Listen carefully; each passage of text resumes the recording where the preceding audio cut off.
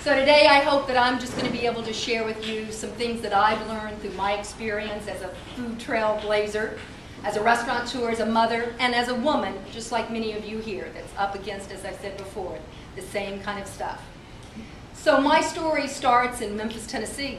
I grew up on a standard American diet. By the time I got into middle school, my mom was a single mom, and she was raising me and my sister. And though she was a good cook, you know, she was tired. She had to go into the workforce for the first time in her life, so we ate out a whole lot of meals for dinner. And our big favorites were cafeterias. Anybody familiar with cafeterias? Piccadilly, Britland's, Morrison's. Now, I loved them because guess what the first thing when you went through the aisle was? The dessert. The dessert, and they had it all figured out. The dessert was the first thing you chose. And then we also went to all these southern diners, you know, mom, pop, or little restaurants. And, you know, I loved chicken fried steak. But I also loved vegetables, which I was lucky that I did. But there I was growing up in Memphis, Tennessee, in the middle of the country, where beautiful farmland. But there were no fresh vegetables at these places. You know, vegetables came out of jumbo industrial cans loaded with sodium.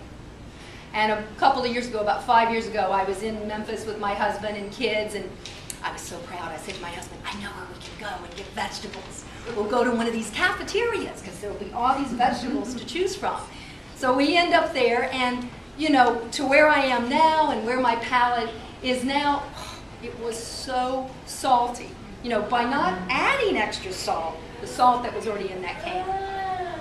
So, now, fast foods were also getting momentum at the time that I was growing up. But for us, that was still considered a treat. You know, to go to Kentucky Fried Chicken or McDonald's, that was a treat. And, you know, I feel kind of lucky about that because I figure, you know, hey, thank you, and my hips thank you, that there wasn't such a thing as supersizing.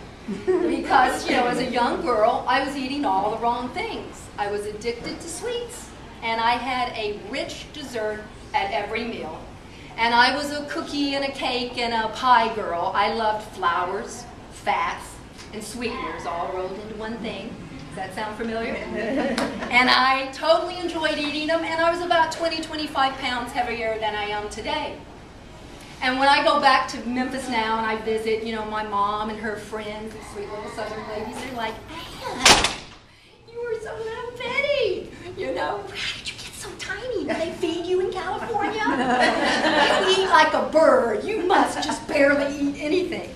And then it's funny or ironic to me that when I come home to California, why is it that I have the pressure that I still feel like I need to lose 10 pounds living in California?